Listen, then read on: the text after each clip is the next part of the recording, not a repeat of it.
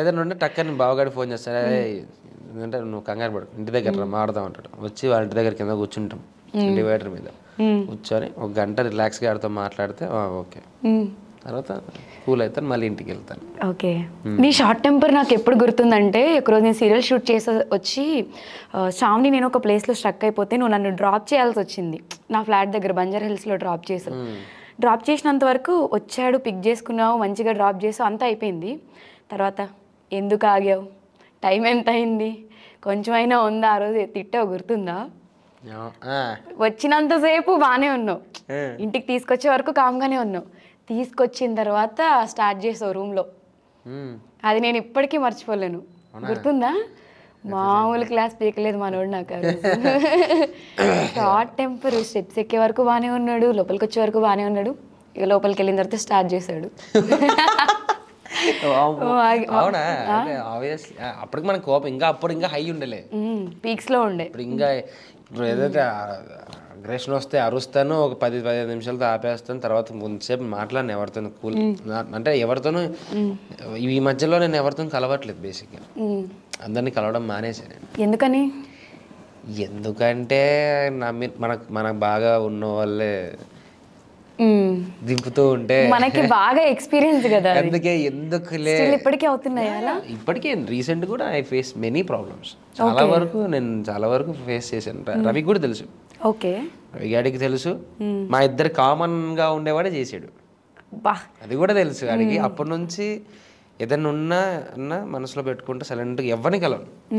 Max to max time నేను ఇంట్లోనే spend చేస్తున్నాను, బయటికి వెళ్ళట్లేదు. మనకి ఎందుకు దొరుకుతారు వీళ్ళు కదా?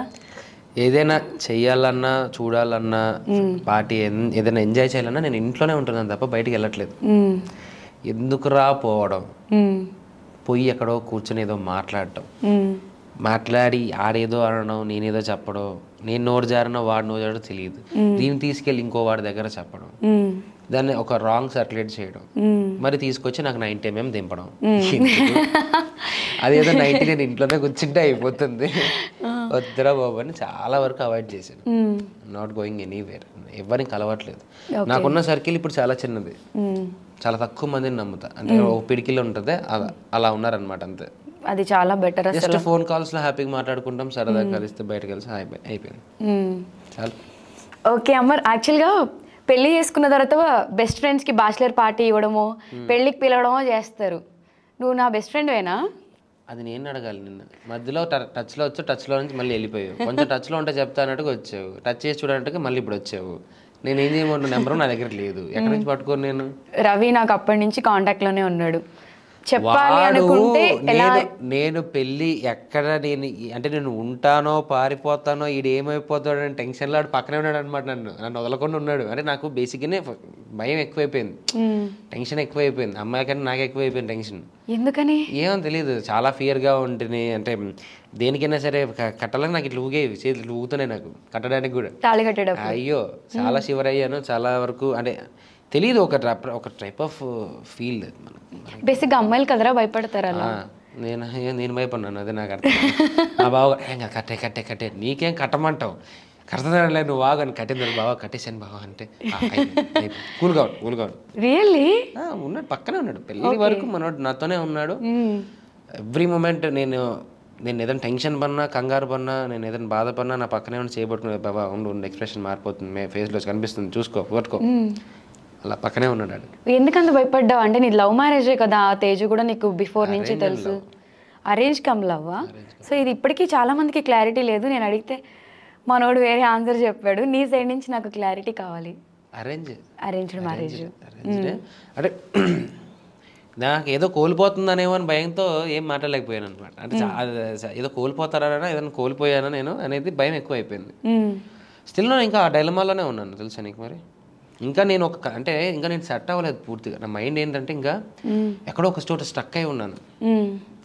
మెల్లగా వస్తున్నాను, బట్ మనకు అలవాట్లేనిది అదే. మనకు చాలా సంవత్సరాలు ఒక్కరినే బతకడం అలవాటు అయిపోయి, మనకి ఎవరున్నారు అప్పుడు? అమ్మ వాళ్ళు ఇంట్లో ఉండేవాళ్ళు, రూమ్లో ఉంటే ఫుడ్ అంటే ఫోన్ చేసినందు ఏం చేసినాము, పదాన్ని వచ్చి కూర్చొని తిన్నాము, తిరిగాము, చేసాము. అంటే మనకు అది అలవాటు అయిపోయేసరికి ఇక్కడ ఈ ఫ్యామిలీ జోన్కి రావడానికి మినిమం టైం పడుతుంది. ఐ నీడ్ ఒక 1 year అన్నా అడ్జస్ట్మెంట్, ఇంకొక ఈ 7 months అన్నా పడుతుంది. అవును, అంటే అసలే మనం బ్యాచులర్ లైఫ్కి బాగా అడిక్ట్ అయిపోయాము. అబ్బా, బ్యాచులర్ లైఫ్ అడిక్ట్ కాదు, అసలు బ్యాచులర్ లైఫే బాగుంటుంది అన్నట్టుగా ఉండిపోయాం మనం. నిజంగానే. అవును. సో మీరంటే పెద్దోళ్ళు కాబట్టి పెళ్లి చేసుకోక తప్పలేదు చెప్పామని చెప్పి అన్నీ అలా ఊరికూరికే చెప్తాడు. నేను వాళ్ళిద్దరికంటే చాలా చిన్నదాన్ని. అది మీరు నమ్మారంటే మీరు ఎదవలు అవుతారు.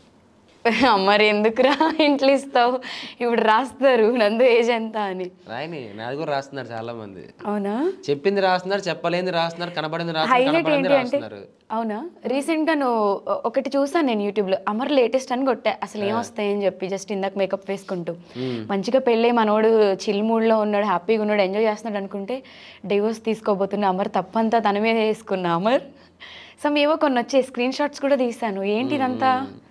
రీసెంట్గా పెట్టారు 2-3 days బ్యాక్. నేను కూడా చూసాను. చూసావా? చూసాను. పని పాట లేని వాళ్ళు చాలా మంది ఉన్నారు. అందులో ఏంటంటే అమ్మాయి మాడింది ఆ వాయిస్. ఆ వీడియో ఓపెన్ చేసి చూస్తే ఒక అమ్మాయి చెప్తుంది. ఓకే. ఆ అమ్మాయి ఎలా చెప్తుందంటే, మరి తేజువో నేను వెళ్ళి కూర్చొని ఆవిడతో 2 పెగ్గులు వేసి మాట్లాడినట్టుగా చెప్తుంది. మరి ఆవిడ ఒకసారి పర్సనల్గా నన్ను వచ్చి కలవండి, ఒకసారి మీకు ఏదైనా ప్రాబ్లం ఉంటే నేను ఒకసారి మిమ్మల్ని చెక్ చేస్తాను, దగ్గరగా చెక్ చేస్తాను, రండి ఒకసారి. అది ఇలాంటి రూమర్స్ మామూలే, చాలా మందికి వస్తూ ఉంటాయి. దీన్ని పట్టించుకున్నాము అంటే ఎక్కువ, మరి ఇవి ఎక్కువైపోతాయి. ఒక దాన్ని రియాక్ట్ అవ్వడం స్టార్ట్ చేస్తే, ఓ వీడు దీనికి రియాక్ట్ అవుతున్నాడు కదా, సరే ఓకే, నెక్స్ట్ వెళ్తారు. మీ అరుగుదల, మీ ఓపిక. మాకు ఇవి కాకుండా మాకు బొచ్చుడు పనులు ఉన్నాయి, షూటింగ్లు ఉన్నాయి, కొంచెం నిద్రపోవడం ఉంది, ముఖం కేరింగ్ ఉంది, కడుపు కింద తినాలి, జిమ్ చేసుకోవాలి, ఇంట్లో సామాన్లు అయిపోయి సరుకులు తెచ్చుకోవాలమ్మా, ఏసీ రిపేర్ ఉంది చేయించుకోవాలి, వాషింగ్ మిషన్ రిపేర్ ఉంది, ఇన్ని నాకు బొచ్చుడు పనులు. రాసుకున్న వాళ్ళు రాసుకోమను, చేసుకోమా. బెస్ట్ ఫ్రెండ్ నేను ఇంటర్వ్యూ అడిగితేనే 1 month నుంచి వాళ్ళు డేట్స్ ఇచ్చాడు మా బాబు. అంత బిజీ ఉన్నాడు. పట్టించుకో. ఇంతకన్నా దారుణంగా రాశారు. నువ్వు ఇంకోటి చూడు, అమర్ డెత్ అని కొట్టి చూడు, నేను చచ్చిపోయానని చెప్పి వేసారు ఏకంగా. తెలుసా నీకు అది? ఐరావతం మూవీ షూట్ లో ఉన్నప్పుడు అకాల మరణం అని చెప్పేసి అమర్దేమని వేసారు. తెలుసా? మేము ఆ ఛానల్ మీద, అంటే మా ఫ్యాన్స్ కొంతమంది అందరు రియాక్ట్ అయ్యి స్ట్రైక్ అయ్యేసరికి మా ఎలాగా నెంబర్ పట్టుకొని అమ్మాయి లేడీ వాయిస్, లేడీ అమ్మాయి, నేను మాట్లాడాను తనతో. ఏం పోయే కాలం అమ్మాయి, ఎందుకు అలా చేస్తున్నావు అసలు నువ్వు? ఏంటంటే నాకు పిల్లలు ఉన్నారండి, ఏదో డబ్బుల కోసం అండి. డబ్బుల కోసం అయితే నేను నన్ను చంపేస్తావు. ఇప్పుడు మమ్మీ డాడీనో ఎవరో ఎక్కడో బయట ఉంటారు, సడన్ గా వాళ్ళకి ఇలాంటి స్టేట్మెంట్లు చూసిన తర్వాత సడన్ గా వాళ్ళకి ఏదన్నా జరిగితే ఎవరు రెస్పాన్సిబిలిటీ? అవును, అదే చెప్పి తిట్టాను, బాగా తిట్టాను. ఇలాంటివి కూడా వేసారు. So comparatively this is not a big thing కదా. నాకు ఇంకా నేనే పోయానని వేసారు, ఫోటో వేసి దండ వేసారు, దానికి 2 దీపాలు అగరత్తులు పెట్టారమ్మా, కింద పెట్టాల్సిన మెయిన్ మ్యాటర్ మర్చిపోయినట్టున్నారు, దాన్ని పెట్టండి సార్. ఇది నేను కూడా ఫేస్ చేశాను యాక్చువల్గా. కొంచెం ఏదన్నా రాస్తే మంచిగా రాయండి, మనోడికి మంచి ఫ్యాన్స్ ఫాలోయింగ్ ఉందనో, లేకపోతే మంచి గర్ల్ ఫ్రెండ్ దొరికిందనో, ఇంకేదన్నా రాయండి, ఎందుకు ఇలాంటివి ఉన్నారు. నందు నీకు తెలియదు అంతమంది ఏంటంటే, మనకు పక్కన మనకు బాగా తెలిసిన నా భార్య అవ్వచ్చు, నా ఫ్రెండ్ అవ్వచ్చు, నా చెల్లి అవ్వచ్చు, నా అక్క అవ్వచ్చు, వాళ్ళ ఫ్యాన్స్లలోనే వాళ్ళ పేజ్ కొంతమంది ఉంటారనమాట. వాళ్ళు ఏంటంటే నేను ఎక్కడ దొరుకుతానని ట్రై చేస్తూ ఉంటారు. అవును, నేను ఎక్కడ నా ఫోటో ఇప్పుడు సపోజ్ నా ఇన్స్టాగ్రామ్లో సమంత నేను ఫాలో అవుతా ఉంటాను, మియా మాల్కోంగ్ కూడా నేను ఫాలో అవుతాను, బికాస్ ఐ లైక్ హర్. తప్పేముంది? సన్నీ లియోని కూడా నేను ఫాలో అవుతాను, సన్నీ లియోని ఫాలో అవుతున్నా అమర్దీప్. అది పెద్ద స్టేట్మెంట్. నీకెందుకురా నొప్పి, నీకెందుకే, నా ఇష్టం, నేను ఫాలో అవుతాను. అది ఫాలో అయినంత మాత్రం సనీలియోని గారు ఫోన్ చేసి అమర్దీప్ ఎక్కడ ఉన్నావు అడుగుతారా? నన్ను ఏమన్నా అడగరు కదా. ఇలాంటివి దీన్ని బాగా జూమ్ చేసి ఫోకస్ చేసి దీన్ని మళ్ళీ పబ్లిక్ గా రిలీజ్ చేసి ఇలా చేస్తున్నా అమర్దీప్, ఇలా చేస్తున్నా అమర్దీప్. నీ మీద గాసిప్స్ రాసి అంతమంది బతుకుతున్నారు అమర్. అందుకే నేను కూడా ఏం అనట్లేదు, పో మాట్లాడుకోపో, ఏమన్నా చేసుకోపోని వదిలేస్తాను నేను అసలు. ఇలాంటివి విన్నప్పుడు బాగా ఇరిటేషన్, షార్ట్ టెంపర్ వస్తుంది కదా. ఏదో వచ్చేది అంటే నేను ఎగ్జాక్ట్గా ఐ డ్రీమ్ లో పని చేసేటప్పుడు మేము ఉన్నప్పుడు ఇలాంటి కామెంట్స్ మాకు యూట్యూబ్ లో మాకు వీడియో కింద పెట్టేవాళ్ళు, నేను కింద రియాక్ట్ అయ్యేవాడిని. బాగా రెస్పాండ్ ఇచ్చాను, నేను కూడా మాటకు మాట ఇచ్చాను, లైవ్ లోకి వచ్చి తిట్టేసేవాడిని నేను. నీకు ఉంటుంది ఇప్పటికీ లైవ్ లోకి వచ్చి ఫేస్బుక్ లైవ్ లో ఒకసారి వచ్చి తిట్టాను అనమాట. ఐ డ్రీమ్ లో ఇక్కడే కూర్చొని తిట్టా నేను. అప్పుడు తిట్టాను, ఇప్పుడు కొంచెం చల్లబడ్డాను, అలవాటు పడ్డావు ఉంటే అయిపోయేవాళ్ళు. ఒక్కొక్కరికి నెక్స్ట్ లెవెల్లో దివిడే వాళ్ళు ఏం మాట్లాడినా తిరిగి ఇస్తూనే ఉంటారు. వాళ్ళ ఓపిక వాళ్ళకి గొంతు నొప్పి రావాలి. మేము పరిగెట్టాలి ఇంకప్పుడు నీ వెనకాల, రే తగ్గరా